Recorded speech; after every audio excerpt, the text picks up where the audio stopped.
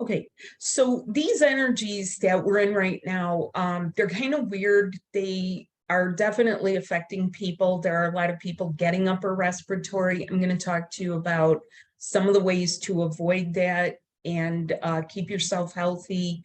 That's what working with your light body is all about. It's about those integrations that sort of amplify your personal energy using the energy of like your other half and your higher selves too, and to kind of also skim over those times when it seems like it's going to be a bumpy ride. How do you know that this could be a bumpy ride? If you have things that make you pause or like scratch your head, like just really pause and breathe for a minute, don't do anything hasty. There is a lot of flux in the energy, and a big reason, there's two big reasons for it. Number one, it is what I call starseed energy, which means that in a passive way, people are able to receive, quote, more of their essence, because collectively we're sort of still on the rise out of some old levels. Now, what that also means is that things come up that need addressing, like you have to attend to something, okay? In the United States, this is also a pressure time of year because we're within about 15 to 20 days of having tax deadlines. So there are financial concerns. People have financial stress. There's a lot of financial news out. I mean, it's not that it doesn't have an effect. It affects people because we can feel it ripple through the collective. And that's sometimes why we want to skim over so that we're able to focus on just our things, focus on what matters, and really get ourselves good so that sometimes we can turn around and help other people. I mean, we're just not getting good so that we can be like, oh yeah, keep your stuff over there. Your stuff might contaminate me, you know. It's not always like that. When you feel strong, you can help in various ways. It's not going to be by being a healer all the time, okay? Collectively, there is an initiative to heal major stuff, you know, like break the poverty gaps and break, you know, some of the health issues that a lot of people suffer from that actually come from their ancestors. Now, what this energy is going to have a lot of because of this star seed is you're going to see divisions in people. You're going to see people that are believing old stuff and they're going to stay put there and they're going to stay stuck for a while. But take heed that at every change of the season, they're going to get pushes to change something, take one baby step. And, you know, some people, you know, you'll see them again and again and again. They think it will be better because they will feel that that pressure pushing them is off. Like it's almost like someone took the boot off their neck and they'll be like, oh, well, it's better now, except it's not better.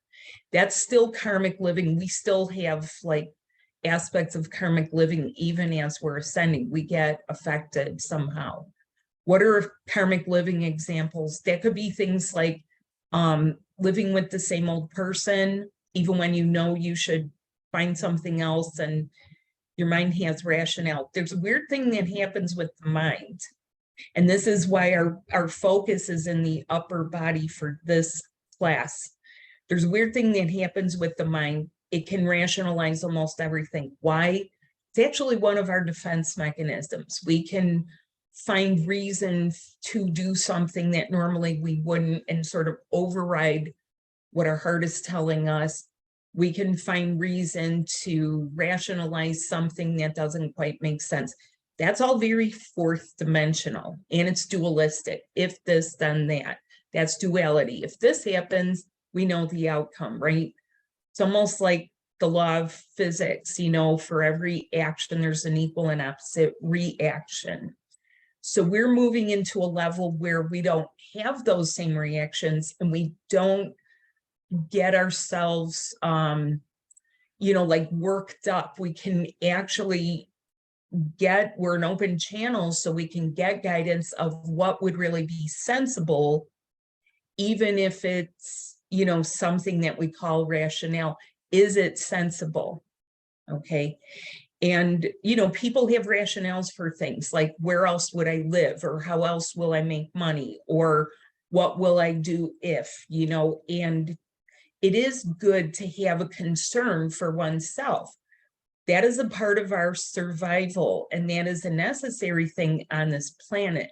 But we don't have to be as hard and driving about it anymore, like kill or be killed.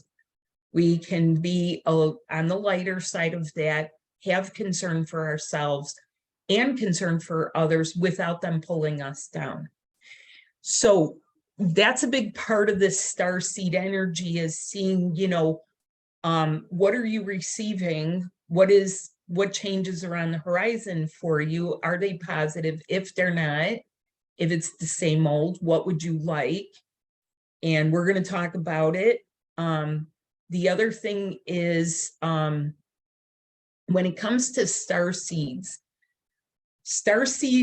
energies for people, as they receive, kind of skip and hop, you know, they're kind of leapfrogging, you know, into various timelines. You know, is it going to be in June? So this is why the collective does not all go at the same time. There is actually a sensibility about it, so that people's lives don't totally fall apart.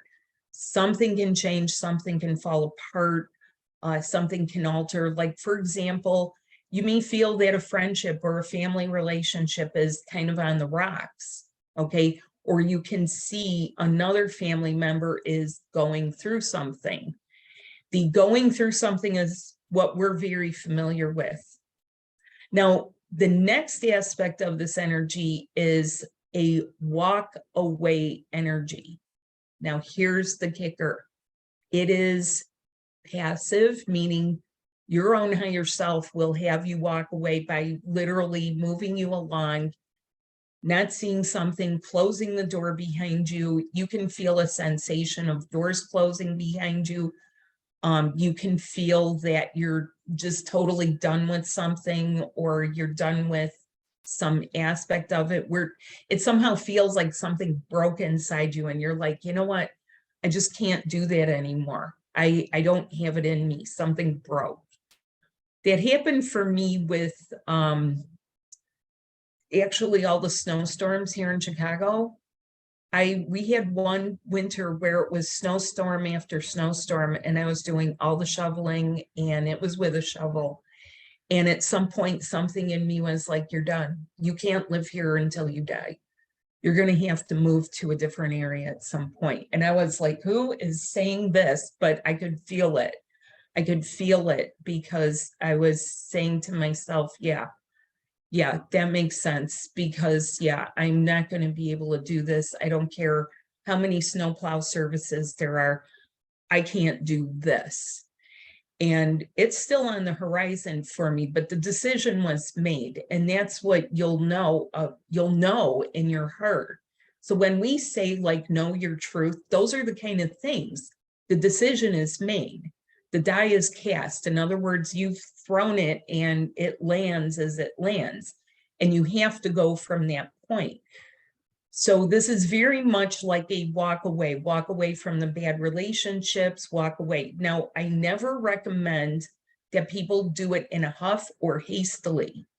I recommend that you do it properly, which includes body prep. It includes higher level energy work. If you're going to have it go smoothly for everybody concerned. If you don't want to say things like, never darken my door again, boom, boom, and the doors slam, you'll feel doors closing behind you. But what you may not be able to feel if you don't do the proper body work is what is opening in front of you. What other possibilities, you know, if this is no longer possible, what other possibilities are opening for you that are much more conducive to your vibe, where you at, who you are, what are your gifts and skills, where are you intended to be, where is the highest and best use of you, in what place, okay? And sometimes people feel this, you know, they'll feel like, I'm done with this place, I'm done with this or that. So that is a big part of this energy. The nature of being an angelic really is variety. And yet we live here with a lot of gravity, which tends to help us feel grounded, and yet it can also make us feel stuck in place. So it's very important to sort of have your plan, have your mini plan for, say, the next season or the rest of the next year, this year. Sometimes you can only plan in chunks at a time. You say, like, for the next few months, the next quarter of the month, until the season changes, I will focus on this or that. What I always recommend is that you focus on doing the basics with your light body and get good at some of it, because it will serve you well.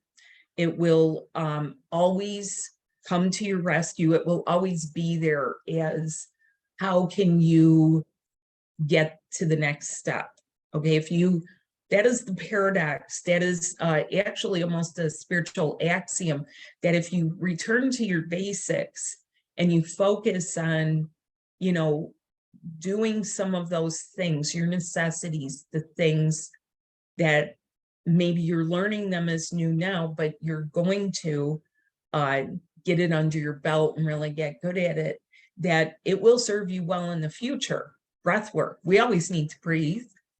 We always need to, you know, catch our breath if we have a shock. We always need to find a way to open ourselves deeper, get more channels open so we're more of a vessel. We always need to make sure that we can be the ones keeping a cool head while everyone else is running around like Chicken Little, that the sky is falling. Okay, somebody's got to do it. And sometimes that's us, even if in the past we were very upset or stressed or anxious or nervous or unsure of what would the outcome be, what's happening in the world, what's happening with my family. So there are certain things that will always put you in good stead to help you as an individual and to help you in your unification process. So I hope that is explaining how some of these energies are. We have some cosmic influences that are more subtle. That doesn't mean it's not significant. Okay, moving into watery signs. And water is always motion. Water can be fluid. Water can be rushing, like a rushing river, or it can be like ice flows breaking up in, you know, where the frozen stuff starts breaking up. And it can also be what's welling up in you. Like there's a deep wellspring of emotional depth in you, but maybe you haven't tapped it and maybe you haven't felt it for a long time. What is that watery aspect doing for you? Okay, and how are you going to keep head above water, literally, and keep moving with the flow so that it benefits you and benefits the people you care about? Okay, so thank you very much.